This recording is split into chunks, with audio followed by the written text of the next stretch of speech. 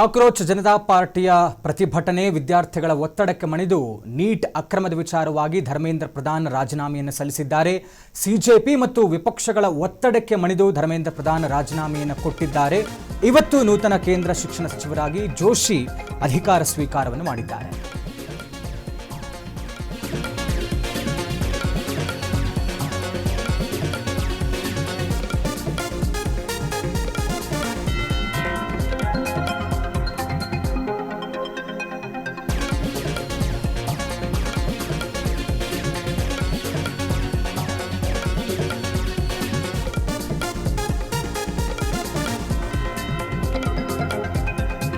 ನೂತನ ಶಿಕ್ಷಣ ಸಚಿವರಾಗಿ ಪ್ರಹ್ಲಾದ್ ಜೋಶಿ ಅವರು ಕರ್ನಾಟಕದಿಂದ ಆಯ್ಕೆಯಾಗಿರುವಂಥವರು. ಅವರು ಇನ್ನು ಮುಂದೆ ಕೇಂದ್ರ ಶಿಕ್ಷಣ ಸಚಿವ ಸಾರಥಿಯಾಗಿ ಇವತ್ತು ಅಧಿಕಾರವನ್ನು ಸ್ವೀಕಾರ ಮಾಡಿದ್ದಾರೆ.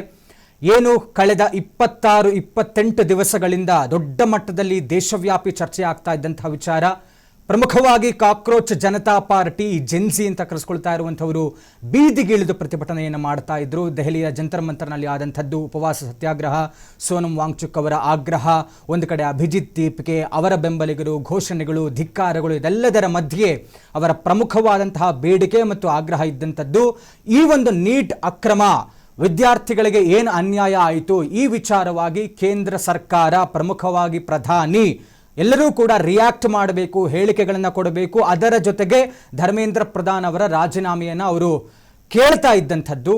ಕಡೆಗೂ ಕೂಡ ಅವರು ಸಫಲರಾಗಿದ್ದಾರೆ. ಅವರೇ ಹೇಳ್ಕೊಳ್ತಾ ಇದ್ರು ನೆನ್ನೆ ವಿ ಡಿಡ್ ಇಟ್ ಅಂತ. ಹೀಗಾಗಿ ಧರ್ಮೇಂದ್ರ ಪ್ರಧಾನ್ ನಿನ್ನೆಯ ಬೆಳವಣಿಗೆಯಲ್ಲಿ ತಮ್ಮ ಸಚಿವ ಸ್ಥಾನಕ್ಕೆ ರಾಜೀನಾಮೆಯನ್ನು ಸ್ವಇಚ್ಛೆಯಿಂದ ಕೊಟ್ಟಿದ್ದೇನೆ, ಯಾರ ಒತ್ತಡವೂ ಇಲ್ಲ, ಎಲ್ಲರಿಗೂ ಧನ್ಯವಾದಗಳನ್ನು ತಿಳಿಸಿ ವಿಸ್ತೃತವಾದಂತಹ 2 ಪುಟಗಳ ರಾಜೀನಾಮೆಯನ್ನು ಪ್ರಧಾನಿ ಮೋದಿ ಅವರಿಗೆ ಸಲ್ಲಿಕೆಯನ್ನು ಮಾಡಿದ್ರು. ಅದನ್ನು ಅಂಗೀಕಾರ ಕೂಡ ಮಾಡಿದ್ದಾರೆ. ನೂತನ ಶಿಕ್ಷಣ ಸಚಿವರಾಗಿ ಪ್ರಹ್ಲಾದ್ ಜೋಶಿ ಅವರು ಆಯ್ಕೆಯಾಗಿದ್ದಾರೆ. ಇವತ್ತು ಅಧಿಕಾರವನ್ನು ಕೂಡ ಸ್ವೀಕಾರ ಮಾಡಿದ್ದಾರೆ. ಆದರೆ ಶಿಕ್ಷಣ ಸಚಿವರಾಗೇನೋ ಆಗಿದ್ದಾರೆ ಪ್ರಹ್ಲಾದ್ ಜೋಶಿ ಅವರು, ಅವರ ಮುಂದೆ ಅವರ ಹಾದಿ ಅಷ್ಟು ಸುಲಭ ಇದೆಯಾ, ಅಷ್ಟು ಈಸಿಯಾಗಿ ಇದನ್ನು ಮುನ್ನಡೆಸ್ಕೊಂಡು ಹೋಗೋದಕ್ಕೆ ಸಾಧ್ಯ ಇದೆಯಾ? ಯಾಕೆ ಅಂತ ಹೇಳಿದ್ರೆ ಅಗೇನ್ ಸಿಜೆಪಿ ಅವರು ಹೇಳ್ತಾ ಇದ್ದಾರೆ, ಜಿರಳೆಗಳ ಕಣ್ಣು ನಿಮ್ಮ ಮೇಲಿರುತ್ತೆ, ಅಂದರೆ ಜೋಶಿಯವರ ಮೇಲೆ ನಮ್ಮ ಕಣ್ಣು ಇದ್ದೇ ಇರುತ್ತೆ ಅನ್ನುವಂಥ ಮಾತನ್ನ ಕಾಕ್ರೋಚ್ ಜನತಾ ಪಾರ್ಟಿ ಅವರು ಹೇಳ್ತಾ ಇದ್ದಾರೆ. ವಿದ್ಯಾರ್ಥಿಗಳ ಎಲ್ಲರನ್ನೂ ಕೂಡ ವಿಶ್ವಾಸಕ್ಕೆ ತೆಗೆದುಕೊಂಡು ಆಗಿರುವಂತಹ ಅನ್ಯಾಯಕ್ಕೆ ನ್ಯಾಯ ಕೊಡಿಸುವತ್ತ ಹಾಗೂ ಮತ್ತೊಮ್ಮೆ ಈ ಥರದ ಪರೀಕ್ಷೆಗಳಲ್ಲಿ ಅಕ್ರಮ ಆಗದೇ ಇರುವಂತಹ ಒಂದು ಮಾರ್ಗವನ್ನು ಅನುಸರಿಸಬೇಕಾದಂಥ ಅಥವಾ ಒಂದು ಪರ್ಮನೆಂಟ್ ಸೊಲ್ಯೂಷನ್ ಕೊಡಲೇಬೇಕಾದಂತಹ ಒಂದು ಒತ್ತಡ ಮತ್ತು ಅನಿವಾರ್ಯತೆಯಲ್ಲಿ ಈಗ ಕೇಂದ್ರ ಸರ್ಕಾರ ಇರುವಂಥದ್ದು. ನೂತನ ಸಚಿವರಾಗುವಂಥದ್ದು ಸುಲಭ, ಅಥವಾ ಇವರಾದ ಮೇಲೆ ಇನ್ನೊಬ್ಬರು ತಗೊಳ್ಳೇಬೇಕಾದಂಥದ್ದು ಕಾಮನ್ ಥಿಂಗ್. ಆದರೆ ಇವರು ಹೇಗೆ ಇದನ್ನು ಸರಾಗವಾಗಿ ಮುನ್ನಡೆಸ್ಕೊಂಡು ಹೋಗೋದಕ್ಕೆ ಸಾಧ್ಯ ಇದೆಯಾ? ಇವರ ಮುಂದೆ ಎಷ್ಟೆಲ್ಲ ಬಿಗ್ ಚಾಲೆಂಜಸ್ ಇದ್ದಾವೆ, ಅದನ್ನು ನಿಭಾಯಿಸ್ಕೊಂಡು ಹೋಗೋದಕ್ಕೆ ಸಾಧ್ಯ ಇದೆಯಾ ಪ್ರಹ್ಲಾದ್ ಜೋಶಿ ಅವರಿಗೆ?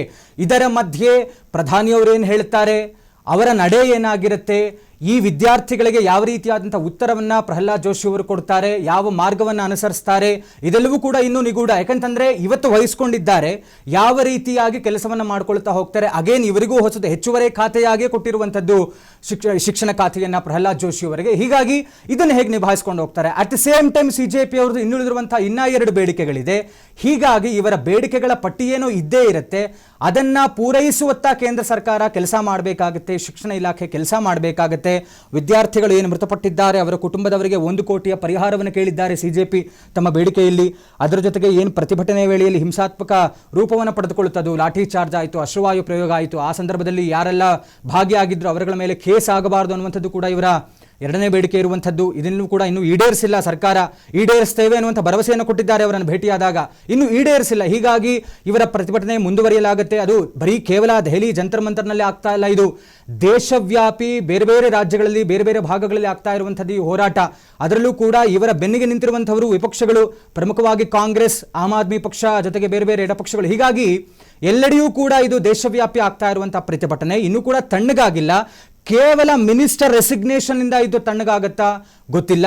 ಅಟ್ ದಿ ಸೇಮ್ ಟೈಮ್ ಇವರ ಒಂದು ಪ್ರತಿಭಟನೆ, ಇವರ ಆಗ್ರಹಗಳು, ಕೇಂದ್ರ ಸರ್ಕಾರದ ವಿರುದ್ಧ ಹೋರಾಟ ಇನ್ನೂ ಮುಂದುವರಿಯುತ್ತಾ? ಇದೆಲ್ಲದರ ಮಧ್ಯೆ ಇವರ ಪ್ರಮುಖವಾಗಿ ಇಟ್ಟಿದ್ದಂತಹ ಬೇಡಿಕೆ ಏನು? ಶಿಕ್ಷಣದ ವಿಚಾರದಲ್ಲಿ, ಶಿಕ್ಷಣ ಇಲಾಖೆಯ ವಿಚಾರದಲ್ಲಿ, ಪರೀಕ್ಷಾ ಅಕ್ರಮ ಆಗಿರುವಂತಹ ವಿಚಾರದಲ್ಲಿ. ಹೀಗಾಗಿ ಇದನ್ನು ತಡೆಗಟ್ಟುವತ್ತ ಒಂದು ಪರ್ಮನೆಂಟ್ ಸೊಲ್ಯೂಷನ್ ಕೊಡಲೇಬೇಕು. ಮತ್ತೊಮ್ಮೆ ಕೇವಲ ನೀಟ್ ಅಂತಲ್ಲ, ಬೇರೆ ಯಾವುದೇ ಸ್ಪರ್ಧಾತ್ಮಕ ಪರೀಕ್ಷೆಗಳಾದರೂ ಕೂಡ ಅದು ಯಾವುದರಲ್ಲೂ ಕೂಡ ಈ ಥರದ ಪೇಪರ್ ಲೀಕೇಜ್ ಆಗಬಹುದು, ಬೇರೆ ಬೇರೆ ರೀತಿಯಾದಂಥ ಅಕ್ರಮಗಳು ಆಗದೇ ಇರುವಂತೆ ತಡೆಗಟ್ಟುವಂತಹ ಒಂದು ಕೆಲಸವನ್ನು ಈಗ ಶಿಕ್ಷಣ ಇಲಾಖೆ ಪ್ರಹ್ಲಾದ್ ಜೋಶಿ ಅವರು ಮಾಡಲೇಬೇಕಾಗತ್ತೆ.